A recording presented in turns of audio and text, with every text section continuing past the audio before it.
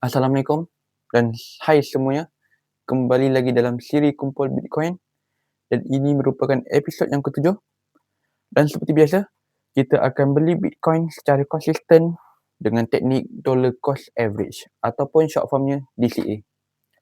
So sebelum aku start video ni, aku nak cakap video ni bukan financial advice.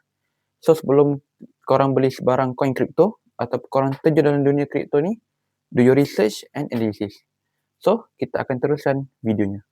So seperti biasa, kita akan beli Bitcoin menggunakan exchange Luno, iaitu exchange favourite aku sebab dia mudah dan proses yang cepat.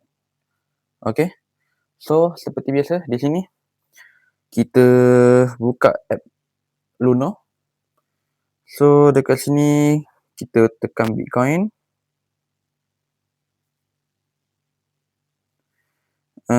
Lepas tu seperti biasa kita tekan button buy. Kita masukkan RM50. So selepas tu kita tekan review code dan di sini adalah dia punya payment. So seperti biasa akan aku tunjukkan paymentnya selepas aku buat pembelian Bitcoin. Okay, dekat sini aku dah buat pembelian Bitcoin. So dekat sini kita boleh check dekat Bitcoin wallet kita. So kita punya Bitcoin ada sebanyak 0.0082741, iaitu RM295.30. So seperti itu saja videonya dan kita akan beli Bitcoin secara konsisten dan akan terus sampai kita capai target yang kita nak. Okay, so sebelum aku endkan video ni, aku nak kasih sedikit kata-kata lah. Okay, untuk korang yang baru start invest, tak kisah dekat mana pun, saham ke, gold ke ataupun kripto, aku nak bagi tahu investment ni dia adalah long term, iaitu kita akan beli secara konsisten, tak kisah sama ada market tu nak naik ke, nak menurun ke, nak sideways ke, kita tak kisah. Yang penting kita beli secara konsisten sebab kita perlu percaya bahawa compounding interest tu akan berlaku kalau kita buat pembelian secara konsisten. Okay, so untuk korang yang rasa macam dah mengalah ataupun korang dah rasa macam takut and cuak lah kalau tengok market dah bearish ke apa ke, korang hanya perlu relax saja.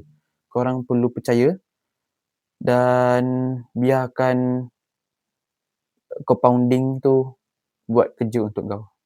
Sebab dalam investment ni, kalau kita dah tahu kita punya capital management dan juga risk management, kita hanya perlu waktu saja. Biar waktu yang membuahkan hasil. Okay, so untuk korang yang masih konsisten sampai sekarang, still invest di mana-mana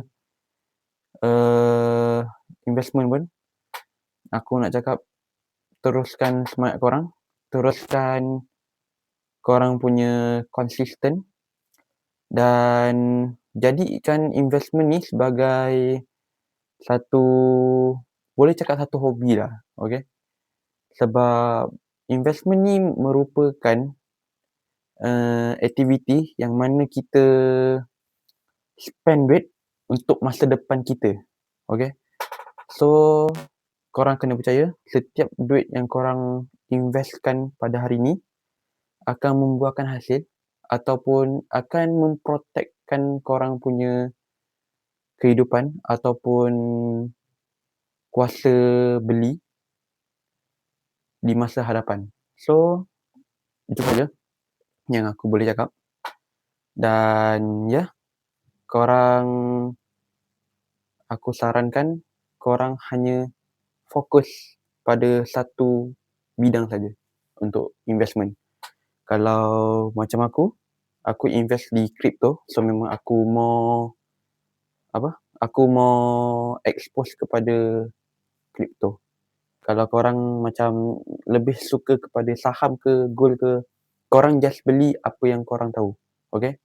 Sebab investment ni bertujuan mengembangkan duit korang, bukan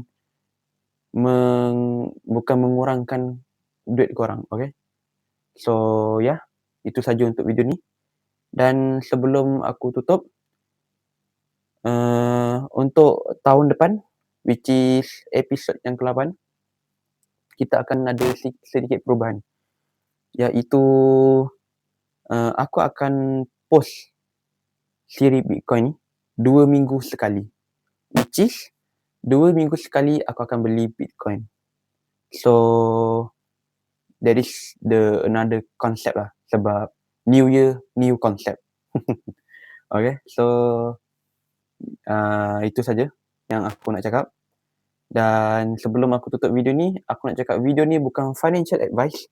So sebelum korang beli sebarang coin crypto, terjun dalam dunia crypto ataupun apa-apa sekalipun yang berkaitan dengan dunia crypto ni, do your research and analysis.